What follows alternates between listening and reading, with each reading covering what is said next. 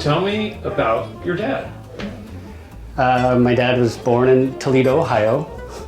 Thank you. He moved out to come to school here, first in Washington and eventually at University of Oregon, where he met my mother. Can I say, how far back would you like me to go with this? As far back as you want. Okay. He was in college, I believe, in the 50s, and he became a big jazz fan, actually before that in Toledo, but also here in Oregon. He graduated with a degree in teaching and became an English teacher at Beaverton High School and at Oregon City High School. And he has a lot of students still floating around the city that love to hear his name, because I think he was a very charismatic, humorous, and passionate sort of person and teacher. He was a little bit of a rebel, I think, and they decided not to have him at Oregon City anymore because he made programs that he thought made perfect sense, but it was kind of a conservative political time, and he ended up with his friend starting a used record store, which was Django Records, and that was founded in 1973. And he stayed with that for many years, but it was specializing in jazz. It was a small place. They had like one room. I think I remember, I was a little kid, but the first day they were quite impressed. They made like $30 and they were like, yes. But that went on to grow, and it was jazz for several years. But rock and other kinds of music, soul and classical, mostly rock, started taking over, and the store expanded, and the jazz section stayed a small part of the back of the store, but the rock and indie and all that sort of stuff sort of took over the main spot. Always a huge jazz fan. He was a DJ also on many stations in Portland.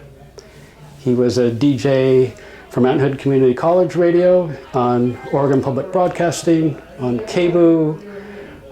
There was a station called K-Cool for a while. It's no longer around, but him and a bunch of, they were all friends. Downtown Portland, they had a little booth on Broadway that you could see them broadcasting, and they would do their own thing, their own criteria, nobody telling them what to do. He liked that a lot. He also taught history of jazz, and at most of the colleges around the city, Portland State, BCC, Clackamas, I think, Merrillhurst. He just had them all. At one point, he liked writing a lot, was always one of his passions, and was always writing. He wrote many articles for the Willamette Week. He wrote articles for the Oregonian. He wrote articles, I think way back when, for the Oregon Journal. There's some others I can't remember. But his biggest accomplishment, I think, was his book Jumptown, which was the history of jazz based in the Williams Avenue area of Northeast Portland. And that tied together a lot of the history of early Portland, also the history of the Black community, because it was a redlined area, and put that all into a book. And that was published by the Oregon State Press. And that took him several years to do, and he wrote on that for a long time. After that, he wrote another book about the history of jazz in Toledo, Ohio, called Tatumstown. That was self-published, but it's still selling, so that's, we put it out there on the market, and he's passed away. I get the royalties every now and then, so it's kind of nice. And I think that's probably a good summary of his jazz accomplishments. Did he play any instruments, or was he more of a He was somebody who understood music well. He played pretty well. I listened to it, it sounded convincing, but no, he was not a professional musician. You're a very proud son. I am a proud son. I think he did a lot, and he was super passionate about what he did. And he had something that he like really enjoyed, and through all of these different means and methods, managed to make a career out of it. You know, maybe a little bit bumpy, but that whole Django's thing really took off. And at the end of the day, he stepped back a little bit because he wasn't as interested in the contemporary rock indie thing, which was, you know, it was a big hot spot in Portland there. But he still appreciated the jazz stuff. But he backed away a little bit in the end from that. If he were here right now, Yes. it's a big honor.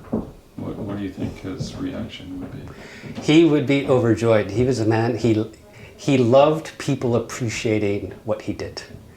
He spent a lot of time indoors, especially with the writing. And even the music, a lot of it was like listening to it. He went to the clubs and listened, but I think he was one of those people who kind of liked to shut the shades and really focus on what he was doing. And you don't get immediate feedback with that. So, yes, I think he would appreciate the accolades. And that goes back to his teaching too. I think he liked to be in front of people, telling people about things that he knew about and that he cared about.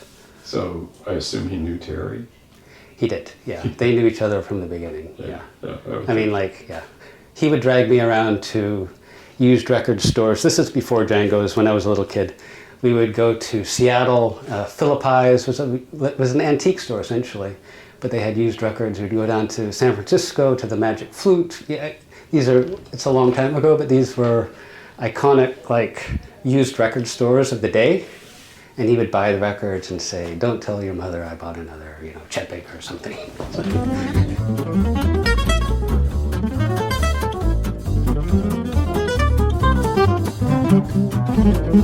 So.